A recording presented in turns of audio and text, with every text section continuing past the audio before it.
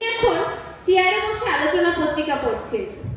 ওই তো গুরু ভাইরাও তো দেখি এদিকেই আসছে, সাথে আবার ওই লোকটাও আছে দেখি। চলুন দেখি কি হয় এবার। জয়গুরু দাদা বাড়ি আছেন? কে? ও তোমরা? জয়গুরু জয়গুরু, ভিতরে এসো। জয় দাদা, এই যে ভদ্রলোকটি রাস্তায় বেশ বসে ওই জাদুদণ্ড বিক্রি করছিলেন টাকা পাওয়া, কিন্তু আমাদের কাছে যে জিনিসটা আছে উনি ওইটাও পেতে চান, তাই নিয়ে আসলাম আপনার কাছে। আসুন দাদা আসুন, বসুন বসুন। না না, ঠিক আছে ঠিক আছে, বলুন। দাদা আপনি কি করেন? কি আর করব, কেন ওই যে ধরি আর করি। মানে ওই ধরি আর করি কথাটার মানে তো ঠিক বুঝতে পারলাম না।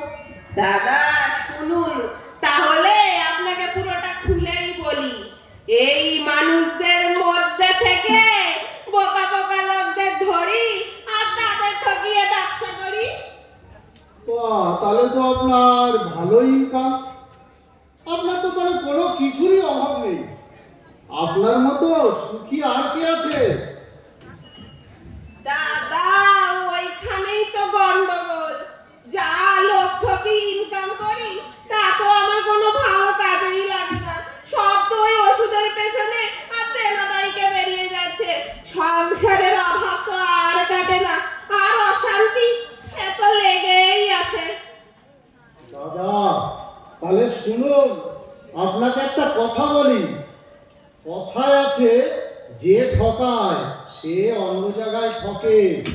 আর আপনি লোক ঠকিয়ে যে টাকা ইনকাম করেন সে টাকা আপনার কোনো ভালো কাজেই লাগে না।